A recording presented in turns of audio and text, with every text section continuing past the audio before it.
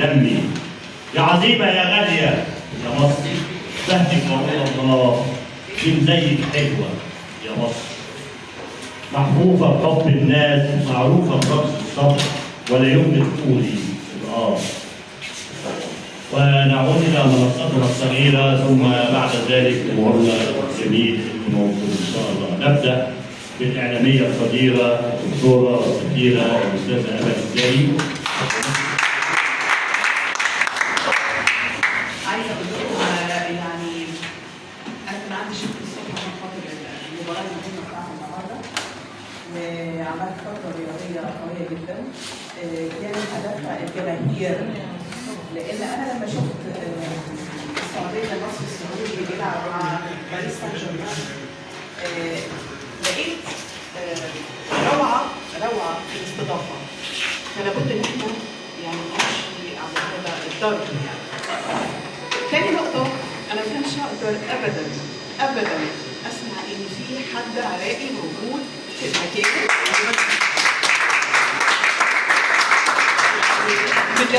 بجد أنا الناس دي أنا كل ما بعرف حد منهم بيزدادوا رفعة في تفكيري وفي قلبي.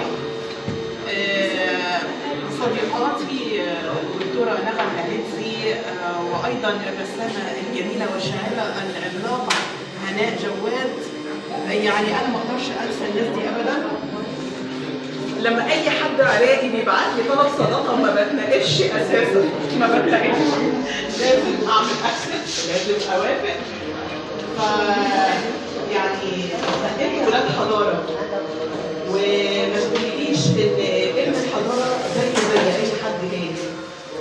يعني أمريكا 100 سنة، تاريخها 100 سنة، 120 سنة، 500 سنة، 1000 سنة. أنا عارفة لكن لما تروح شوارع أمريكا تعرف الفرق بين دولة ذات حضارة وبين الناس دي. عشان كده عايزين يقولوا أستاذ محمد المعطي لما بيقول السي في الخاص بضيوفنا الكرام، أنا ما بسمعش، لأن لو قلنا كلمة يبقى العراق، لو قلنا حضارة يبقى العراق، لو قلنا جيوش يبقى العراق. أول حاجة دور عليها المعتدي